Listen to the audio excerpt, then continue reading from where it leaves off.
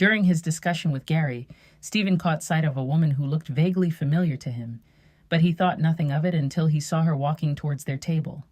When she got closer, he realized it was none other than Patrice Fleming, the woman he had spent the night with, the same woman who had run off with his wallet and Rolex. What on earth was she doing here? Gary stood to greet her. "You made it." Patrice smiled as Gary kissed her on the lips. Stephen was confused, and he wanted to ask what was going on, but he held his tongue to watch how things played out. Stephen drank a gulp of coffee to settle his nerves. "Stephen, I'd like you to meet my girlfriend, Patrice." Gary beamed, slipping his hand around her waist as he guided her towards her seat. "Your girlfriend?" Stephen nearly choked, struggling to hold his cough in. "Yes, I've been wanting to introduce you to her. I thought this trip would be the perfect opportunity." "Hi, Stephen. It is so nice to meet you," Patrice said, as she extended her hand, which Stephen quickly shook, then let go. "Have we met before?" "You look very familiar," she spoke again.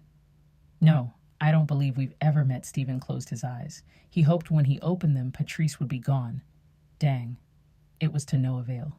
When he opened them, she sat there grinning like she had graduated summa cum laude from clown school. Stephen shifted in his chair. Fear struck his heart. His one-night stand with Patrice could jeopardize his business partnership with Gary. Not only would he lose this opportunity of a lifetime and his sole investor, he would lose Camille. He was now worried about Camille. Oh, God. This was by far the worst thing he had ever done in his life, and he had done some dumb stuff. If you're listening to this story, tell me where you're from in the comments. And thank you for taking your time out. I appreciate you tuning in. Gary's phone vibrated again. He looked at the name of the incoming caller. "I need to grab this," Gary said. He excused himself and took the call away from their table. Stephen wasted no time. "I want my wallet and Rolex back," he whispered urgently across the table, keeping a watchful eye towards where Gary was standing. "Calm down." "No need for you to make a scene," Patrice shot back. "Don't tell me to calm down." "I told you I was married. Why didn't you tell me about Gary?" Her hazel eyes lit up. "You never asked." Stephen rolled his eyes, his voice frustrated. "My watch and my wallet, please." A big smile crossed Patrice's lips.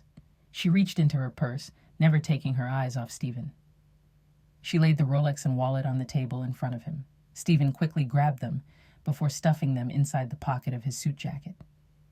"Are you happy now?" Patrice inquired, a languid grin on her face. "I suggest you keep what happened between us to yourself." Stephen reeled at the thought of spending the night with her.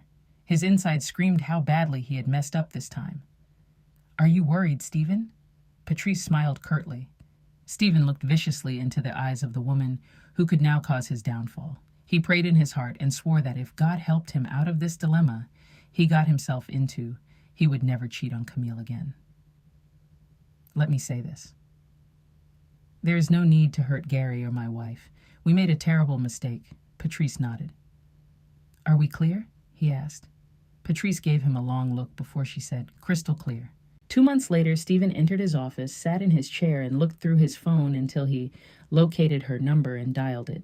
He tried to compose himself as the call connected. The idea of being with her was too much for him. Stephen thought he was a good judge of character, even though his character was questionable. After several rings, the call connected. "This is Stephen King." He cleared his throat. "Well, hello, Stephen." "I knew you would call me sooner or later." Patrice seemed incredibly happy to hear from him. "You're someone that's hard to forget." "I've missed you." Did she take him for a joke? His heart was pounding out of his chest. He could cut his anger with a knife. "Are you pregnant?" He heard a deep, croaky snort that sounded like a laugh. He couldn't imagine that he said anything funny. It was no laughing matter. "Are you pregnant with my child?" he seethed. There was a long silence. "Yes, the baby is yours," she finally said. Stephen pursed his lips and raised the phone closer to his mouth. "I'm a married man, and you are seeing my business partner. Don't you think it puts us both in an awkward position?" "For you it does," Patrice replied. Stephen raised a brow. "What's that supposed to mean?" "It means you're the one with the problem." Stephen wiped his forehead. His chest rose and fell heavily. "I'm not leaving my wife if that's what you're thinking." "I'm not asking you to leave her." "Then you must want something." "What is it?" "I want $1 million in wired funds." If this story resonated with you, leave me a comment. Tell me what you liked and what you didn't like. I want to hear how it touched you. And don't forget to like and subscribe to this channel so you never miss one of my excerpts from As Long as I Pray in the Talk to God series.